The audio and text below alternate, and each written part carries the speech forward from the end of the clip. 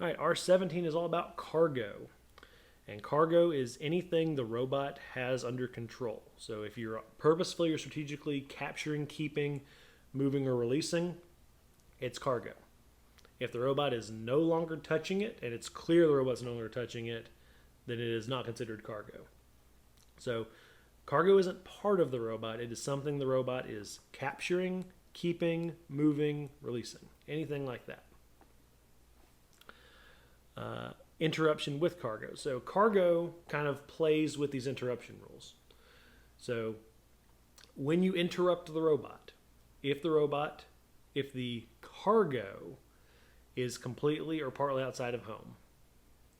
So if the robot had it when it launched, you can get it back. If not, the referee takes it. So if the robot is being interrupted and the cargo is completely or partly outside of home. So if it's totally in home, it doesn't matter. But if it is completely or partly outside of home, if you left the launch area with it, you get it back. If you did not leave the launch area with it, the referee takes it. A good example, let's see if we can see anything on the field, just eyeballing. There is this model. Okay.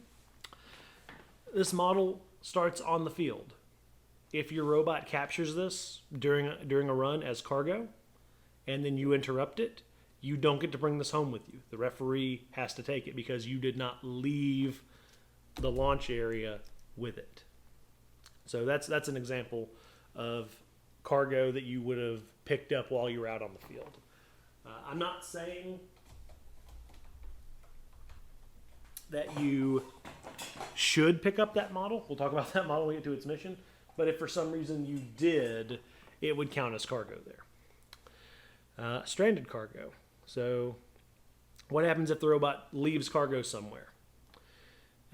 This only applies really if you leave it outside of home. If it is completely outside of home, it stays there. So this doesn't matter where the cargo came from. If you left it outside of home completely, it stays there.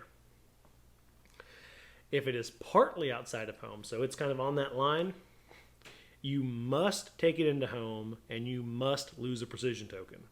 So do not strand cargo on that border between home and the rest of the mat. And again, remember, home includes the big empty area and the launch area.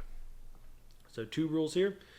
The cargo has to come to rest before the referee can decide if it's stranded or not.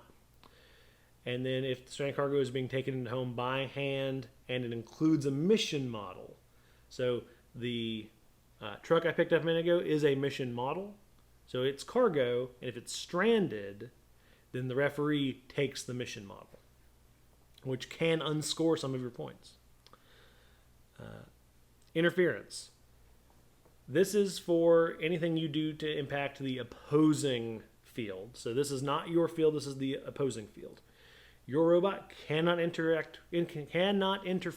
with the opposing field or robot unless there's a mission exception.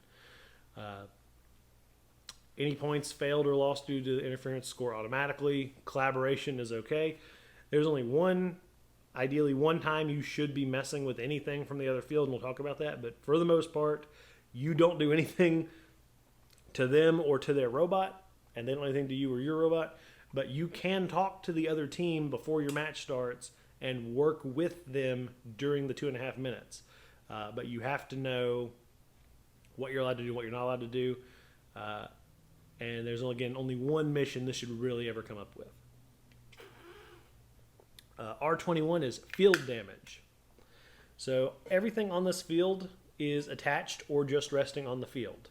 So looking around, we have this giant chicken statue. It is not attached to the field at all. It is just sitting on the field in a certain place.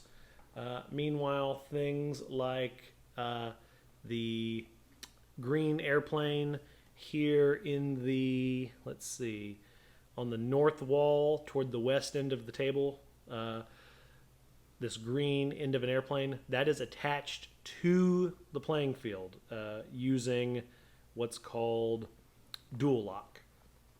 So if a robot separates the dual lock or breaks a model, the field stays as is. What's going to hurt you is if it made the mission easier or possible to do, you can't get any points for it. So keep that in mind. Your best bet is don't damage the field, but if you do damage the field and it makes the mission possible to score, whereas it was impossible before, or if it makes it easier to score, you can't score. Now, if it makes it harder to score or doesn't make a difference, you can still score that mission, but it can impact you. All right, and that actually wraps up our actions rules. These are a little bit shorter. There aren't as many of them. The big ones you're going to want to know are launching and the interruption rules. There's a lot of them here, and these are the rules where you can lose points if you are not designing your strategy efficiently and effectively. Make sure you have plans for cargo. Make sure you know when can you interrupt, when can you not interrupt. These are all good things to practice with your students and to review and just kind of hammer home. The next video will be, I believe, let me double check. I don't want to lie to you right now. Should be the last of the rules, and then we will be going on to anything that's new for this coming season that we can talk about right now. But the next video should cover the last of these robot rules.